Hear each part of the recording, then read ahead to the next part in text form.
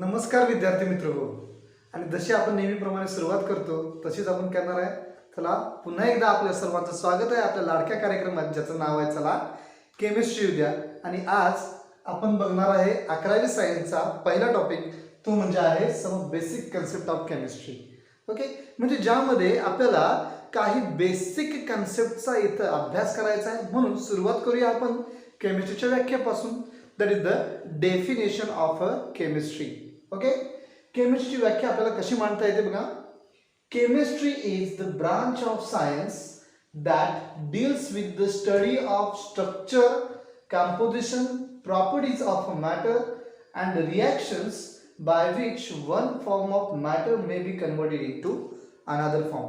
आता हीच व्याख्या आपल्याला मराठीमध्ये ट्रान्सलेट करून कशी लक्षात ठेवता येईल.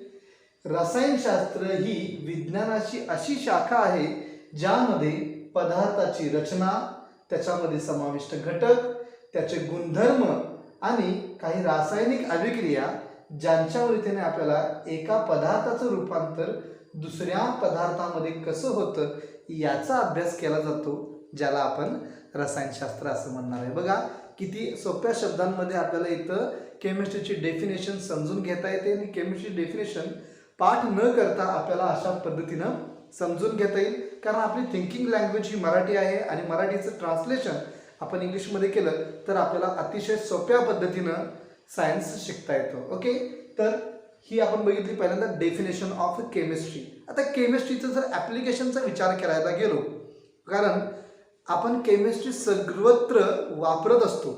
उदाहरण म्हणून विचार केला की रसायनशास्त्राची म्हणजेच केमिस्ट्रीची सुरुवात ही आपल्या घरातल्या किचनपासून सुद्धा होते.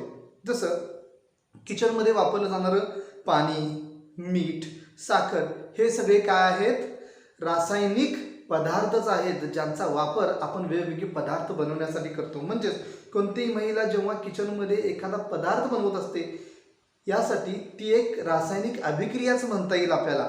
म्हणजेच घरामध्ये जशी आपण किचन आहे त्या किचनलाच आपण एक सायंटिफिक केमिकल लॅबोरेटरी असं सुद्धा म्हणू शकतो, जिथं या केमिस्ट्रीचाच अभ्यास केला जातो. म्हणजे जवळपास सगळ्या महिला ही केमिस्ट्री आपल्या घरातूनच शिकत असतात. ओके, तर अशी ही केमिस्ट्री आता आपल्याला इन डिटेलमध्ये शिकायची आहे. बघूया, त्यालाच आपण म्हणतोय सेंट्रल सायन्स. बघा केमिस्ट्रीला सेंट्रल सायन्स असं का म्हणलेलं आहे. जर इतर विषयांचा अभ्यास केला तर ज्याच्यामध्ये फिजिक्स असेल तर त्याचा थोडा पार्ट आपल्याला इतर केमिस्ट्रीमध्ये बघायला मिळतो, जसं की फिजिकल केमिस्ट्री आपण म्हणतो. तसंच बायोलॉजीमध्ये असेल, इंजिनिअरिंग फील्डमध्ये असेल, मटेरियल सायन्समध्ये असेल किंवा बायोलॉजीमध्ये सुद्धा असेल, तर अशा वेगवेगळ्या विषयांमध्ये सुद्धा आपल्याला केमिस्ट्रीचा इथं उल्लेख बघायला येतो. रासायनिक अभिक्रियांचा आपल्याला समावेश झालेला दिसतो. तर बघूया आपण आता पुढचा मुद्दा बघणार आहे, that is the branches of chemistry. केमिस्ट्रीच्या शाखा कोणकोणत्या असतील त्यांच्या फक्त नावांची यादी आपण सुरुवातीला इथं बघतोय आणि मग प्रत्येक शाखेची आपण डेफिनेशन त्या फॉर्ममध्ये आपण मांडणार आहे. ओके, तर पहिल्यांदा आपण बघतो that is the branches of chemistry. Okay, त्यातली पहिली ब्रांच आहे ऑर्गॅनिक केमिस्ट्री. आता ऑर्गॅनिक या शब्दामध्ये आपल्याला सहज लक्षात ठेवता येईल, that is the chemistry deals with the element carbon and their compound. कार्बनशी रिलेटेड ही ऑर्गॅनिक केमिस्ट्री असणार आहे. Second one that is the inorganic chemistry. म्हणजेच बघा कार्बन सोडून जे इतर इलेमेंट्स आहेत, मूलद्रव्ये आहेत, त्यांचा अभ्यास करणारी शाखा that is inorganic chemistry, that is related to elements other than carbon. Okay, then third one physical chemistry, ज्याला आपण भौतिक रसायनशास्त्र असं म्हणतो, की ज्याच्यामध्ये थिअरीज, लॉज, प्रिन्सिपल्स यांचा थोडक्यात आपण अभ्यास करणार आहे. Fourth one that is analytical chemistry. Analytical केमिस्ट्रीला आपण थोडक्यात इन्स्ट्रुमेंटल केमिस्ट्री सुद्धा म्हणू शकतो, जसं की पीएच डिटर्मिनेशन, अशा वेगवेगळे जे इन्स्ट्रुमेंट्स इथं यूज केले जातात. म्हणजेच ॲनालिटिकल केमिस्ट्रीमध्ये आपण इन्स्ट्रुमेंटच्या सहाय्याने केमिस्ट्री शिकण्याचा प्रयत्न करतो. Fifth one that is a biochemistry. म्हणजेच chemistry related to the living organism, सजीवांशी रिलेटेड असणारी ही biochemistry. Sixth one that is a industrial chemistry. म्हणजे नावातच तुमच्या लक्षात आलं असेल की अशी केमिस्ट्री की जी इंडस्ट्रीमध्ये वापरली जाते, म्हणजे त्याला इंडस्ट्रियल ॲप्लिकेशनची केमिस्ट्री आपण म्हणू शकतो. तसाच सेवन्थ अप्लाइड केमिस्ट्री, ज्याला मराठीमध्ये उपयोजित रसायनशास्त्र असं म्हणलं जातं. म्हणजेच काय, ॲप्लिकेंट केमिस्ट्री. इथं काय होईल, केमिस्ट्रीच्या उपयोगांचा अभ्यास जास्त करून केला जातो, ज्याच्यामध्ये ऑर्गॅनिक आणि इनऑर्गॅनिक दोन्ही विषयांचा इथं अभ्यास केला जातो. Okay. 8th one agrochemical and pest management. बघा, याला आपण ॲग्रिकल्चरल केमिस्ट्री सुद्धा म्हणतो. हे काय आहे, जसं की आपण शेतामध्ये म्हणजे ॲग्रिकल्चर फील्डमध्ये जी रासायनिक मूलद्रव्ये वापरली जातात, रासायनिक घटक वापरले जातात, जसं आपण त्याला पेस्टिसाइड्स म्हणतो, फर्टिलायझर्स म्हणतो, या सगळ्यांचा समावेश या शाखेमध्ये केला जातो आणि त्यांचा अभ्यास आपल्याला या शाखेमध्ये करताना दिसेल. नंतर 9th नंबर, त्यात नॅनो केमिस्ट्री. अतिशय सूक्ष्म पद्धतीनं जिथं आपण रासायनिक अभिक्रियांचा अभ्यास केला जातो ती शाखा म्हणजे नॅनो केमिस्ट्री. अशा एकूण या 9 शाखा आहेत, याच्यापेक्षा अजून आहेत, पण आपण थोडक्यातच आपल्याला 11वीच्या सिलेबसमध्ये फक्त या 5 बायोकेमिस्ट्री पर्यंतच आपल्याला याचा डेफिनेशन सहित थोडंसं डीप स्टडी करायचा आहे. तर बघूया नेक्स्ट ग्रेडमध्ये आपण आत्ताच बघितलं, chemistry is a central science असं म्हणलं जातं. मग केमिस्ट्रीला सेंट्रल सायन्स म्हणण्यासाठी काय कारण असेल, तर त्यासाठी आपल्याला या डायग्रामचा उपयोग करता येईल. बघूया, हे सगळे जे विषय आहेत, जे सब्जेक्ट्स आहेत, ते आपल्याला केमिस्ट्रीशी रिलेशनमध्ये असताना दिसून येतात. बघूया, जसं की आपण पहिला विचार घेतला तर बघा, मेडिसिन, फार्मास्युटिकल फील्डचा आपण विचार करू तर त्याच्यामध्ये क्लिनिकल केमिस्ट्री, जे आपण औषधांचा विचार करतो, हॉस्पिटल्समध्ये जे इंजेक्शन, ज्या गोळ्या दिल्या जातात, हे काय आहेत, केमिकल सबस्टन्सेस आहेत, केमिकल मिक्सचर आहे याचा. तसं दुसरं उदाहरणात विचार केला, न्यूट्रिशन म्हणजे पोषण आहारामध्ये घेतले जाणारे जे घटक आहेत ते सुद्धा रासायनिक पदार्थ आहेत. म्हणजेच इथं मेडिसिन फील्ड ही केमिस्ट्रीशी रिलेशनमध्ये आहे असं आपल्याला लक्षात येतं. दुसरा विषय बघू, जो आहे जिओलॉजी, ज्याला आपण भूविज्ञान असं म्हणतो. आता भूविज्ञानामध्ये आपण पृथ्वीचा विचार करू, पृथ्वीमध्ये असणारं त्याची रॅडियस, बरोबर, त्याचा पूर्ण आकारमान, त्याचं वस्तुमान, त्याची ग्रॅव्हिटी, या सर्व घटकांचा अभ्यास जसं की आपण त्याच्या केमिस्ट्रीमध्ये केला जातो, तसं त्याच्यामध्ये असणारं आपण वॉटर पर्सेंटेज असेल, करेक्ट, म्हणजे हे सुद्धा आपल्याला केमिस्ट्रीशी रिलेटेड लक्षात येतं. नंतर तिसरं, जसं की त्याच्यामध्ये आपण ॲस्ट्रॉनॉमी म्हणजेच खगोलशास्त्राचा अभ्यास बघू. तर खगोलशास्त्र सुद्धा केमिस्ट्रीशी कसं रिलेटेड आहे, तर खगोलशास्त्रामध्ये आपण पूर्ण सोलार सिस्टीम म्हणजे पूर्ण सूर्यमालेचा अभ्यास करतो, पृथ्वीसहित इतर ग्रहांचा सुद्धा अभ्यास करतो. हे ग्रह कशामुळे बनले असतील, हे स्टार्स, जे चांदण्या आहेत, जे सूर्य आहे, जे चंद्र आहे, पृथ्वी, हे कशापासून बनलेले आहेत. जसं की सूर्य हा पृथ्वी म्हणजे आपण एक आगीचा गोळाच म्हणतो. म्हणजे हे आपण कशाशी रिलेटेड सांगणार आहे, तर केमिस्ट्रीशी रिलेटेड आहे. हे सगळे केमिकल घटकच आहेत, रासायनिक घटकच आहेत. ओके. तर तसेच आणखी बघूया, जसं की बायोलॉजी सुद्धा केमिस्ट्रीशी रिलेटेड आहे. तर कसं सांगता येईल, जसं की आपण मायक्रोबायोलॉजी सूक्ष्म सजीवशास्त्र म्हणतो, तसंच जेनेटिक्स म्हणजे ज्याला आपण अनुवंशिकता म्हणतो, ती सुद्धा आपण त्याच्यामध्ये असणारा DNA हे सुद्धा केमिकल स्टँडर्ड्स आपण त्याच्यामध्ये मांडणार आहे. तसंच हे जेनेटिक्स सुद्धा केमिस्ट्रीशी रिलेशनमध्येच, बायोलॉजी हे केमिस्ट्रीशी रिलेटेडमध्ये आहे असं आपल्याला सहजासहजी म्हणता येईल. नंतर बायोकेमिस्ट्री बघा, सजीवशास्त्रामध्येच जो रसायनशास्त्राचा अभ्यास केला जातो, जसं आपण त्याला मॉलिक्युलर जे स्ट्रक्चरल आहे, बरोबर, इम्युनॉलॉजी म्हणजे आपण प्रतिकारशक्ती आपली विचारात घेतो, याच्यामध्ये सुद्धा इम्युनिटी बूस्टरसाठी आपण जे केमिकल्स यूज करतो ते सुद्धा कशाशी रिलेटेड आहेत, केमिस्ट्रीशी रिलेटेड आहेत. म्हणजेच बायोकेमिस्ट्री सुद्धा केमिस्ट्रीशी रिलेटेडमध्ये आहे. ओके. नंतर फिजिक्सचा विचार करू, भौतिकशास्त्र सुद्धा रसायनशास्त्राशी कनेक्टेड आहे. जसं की भौतिकशास्त्रामध्ये ॲटॉमिक स्ट्रक्चरचा अभ्यास केला जातो, तसंच न्यूक्लिअर स्ट्रक्चरचा सुद्धा अभ्यास केला जातो, न्यूक्लिअर सायन्सचा अभ्यास केला जातो, तसंच स्पेक्ट्रोस्कोपी ग्राफिकल रिप्रेझेंटेशनचा अभ्यास केला जातो. हे सुद्धा केमिस्ट्रीमध्ये केला जातो. म्हणजेच फिजिक्सचे काही पार्ट्स हे आपल्याला केमिस्ट्रीशी रिलेटेडमध्ये असताना लक्षात येतील. ओके. नंतरचा सब्जेक्ट आपण विचारात घेऊ, एन्व्हायरमेंटल सायन्स म्हणजे जिथं आपण पर्यावरण विज्ञान असं म्हणतो, ज्याच्यामध्ये इकोसिस्टीम म्हणजे बघा परिस्थितिकी जीवशास्त्र आपण त्याला असं म्हणू शकतो, बरोबर. म्हणजे परिस्थितिकी जीवशास्त्रामध्ये सध्या असणारी जी इकोसिस्टीम आहे ते इकोसिस्टीमचा, तसंच पोल्युशन पर्यावरणामध्ये होणाऱ्या वेगवेगळ्या प्रदूषणाचा अभ्यास केला जातो. मग त्याच्यामध्ये लँड पोल्युशन असेल, त्याच्यामध्ये साऊंड पोल्युशन असेल, करेक्ट, म्हणजे एअर पोल्युशन असेल. हे सगळे पोल्युशन्स जे कशाशी रिलेटेडमध्ये येतात, केमिस्ट्रीशी रिलेटेडमध्ये येतात. तसंच नंतर शेवटचा प्लांट सायन्स, ज्याला आपण वनस्पती विज्ञान असं म्हणतो. तसं आपण ॲग्रिकल्चरचे सगळेच याच्यामध्ये आपण उल्लेख करू शकतो. जसं की बॉटनी बघा, ज्याच्यामध्ये आपण वनस्पती शास्त्र म्हणणार आहे. तसंच ॲग्रोनॉमी म्हणजेच आता शेतामध्ये जे ॲग्रिकल्चर फील्ड आहे त्याच्यामध्ये सुद्धा यूज केले जाणारे सगळे फर्टिलायझर्स, पेस्टिसाइड्स यांचा सुद्धा अभ्यास आपल्याला केमिस्ट्रीशी रिलेटेडमध्ये असताना दिसून येतो. म्हणून या सगळ्यावरून आपण सहजासहजी सांगू शकतो that the chemistry is a central science.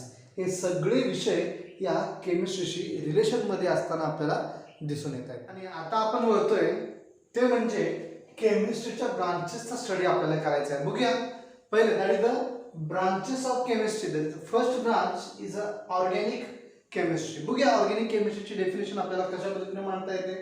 Simple form मध्ये, it is the branch of chemistry that deals with the study of carbon elements and their compounds. म्हणजेच रसायनशास्त्राची एक अशी शाखा आहे ज्यामध्ये फक्त कार्बन मूलद्रव्य आणि त्यांच्या संयुगांचा अभ्यास केला जातो, ती म्हणजे ऑर्गॅनिक केमिस्ट्री. बघा, या ऑर्गॅनिक शब्दामध्ये आपल्याला लक्षात ठेवता येईल that is the chemistry deals with the study of carbon element and their compound. Okay, तर जसं उदाहरण आपल्याला त्याच्यामध्ये सांगता येईल, जसं की आपण CO2 गॅस कन्सिडर करतो, methane CH4, CCl4 carbon tetrachloride, carbon monoxide CO, असे जे कार्बनचेच कंपाऊंड्स आहेत आणि कार्बन एलिमेंट आहेत त्या सर्वांचा स्टडी हा आपल्याला ऑर्गॅनिक केमिस्ट्रीमध्ये केला जातो. ओके, तसेच दुसरी त्याची ब्रांच आहे इनऑर्गॅनिक केमिस्ट्री.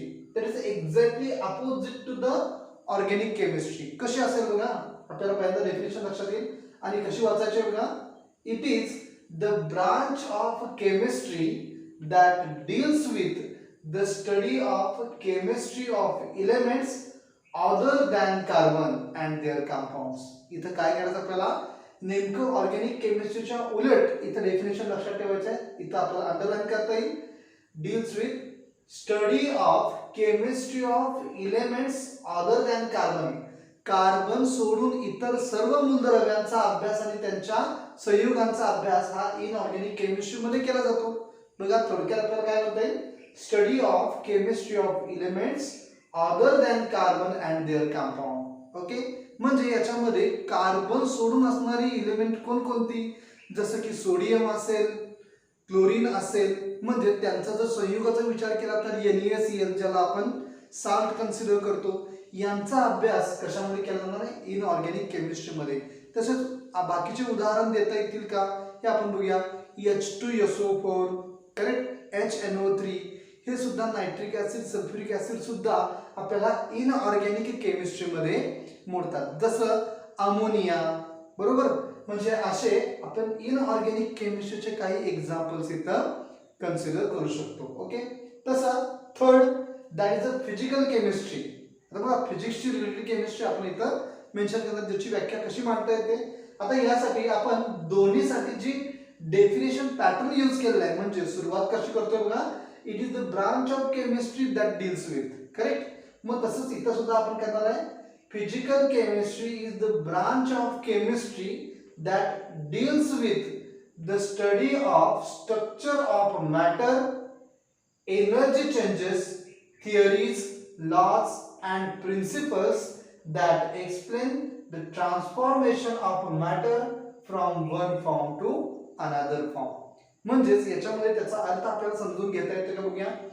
फिजिकल केमिस्ट्री ही एक रसायनशास्त्राची अशी ब्रांच आहे, अशी शाखा आहे ज्याच्यामध्ये पदार्थाची रचना, करेक्ट, एनर्जी चेंजेस म्हणजेच ऊर्जेमधील बदल, थिअरीज, त्याच्यामध्ये आपण त्याची थिअरॉटिकल पार्ट कन्सिडर करणार आहे, लॉज, नियम, अँड प्रिन्सिपल्स, काही तत्व की जी काय एक्सप्लेन करणार आहेत, ज्याची माहिती देतील, ट्रान्सफॉर्मेशन ऑफ मॅटर, पदार्थाचं रूपांतर एका रूपातून दुसऱ्या रूपामध्ये कसं होतं याची माहिती देणारं शास्त्र, म्हणजेच इथं फिजिकल केमिस्ट्री आपण म्हणणार आहे. ओके, म्हणजे याच्यामध्ये कशाचा अभ्यास केला जाईल, जसं की आपण सुरुवातीलाच एनर्जी चेंजेस म्हणजे ऊर्जेचा पहिला नियम आपल्याला माहिती आहे, that is the first law of thermodynamic, law of conservation of energy, that is energy neither be created nor be destroyed, it only transfer from one form to another.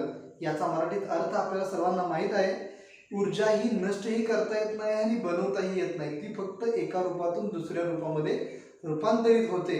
हेच आपण ऊर्जेचा पहिला नियम सुद्धा, जसे हे नियम आपण या फिजिकल केमिस्ट्री मध्ये अभ्यास करणार आहोत. ठीक आहे, तर हा झाला 3 प्रकार आपण बघितले, ऑर्गॅनिक, इनऑर्गॅनिक, फिजिकल. तसंच आता त्याच्या पुढच्या टाईपकडे आपण बोलतोय, तो म्हणजे ॲनालिटिकल केमिस्ट्री.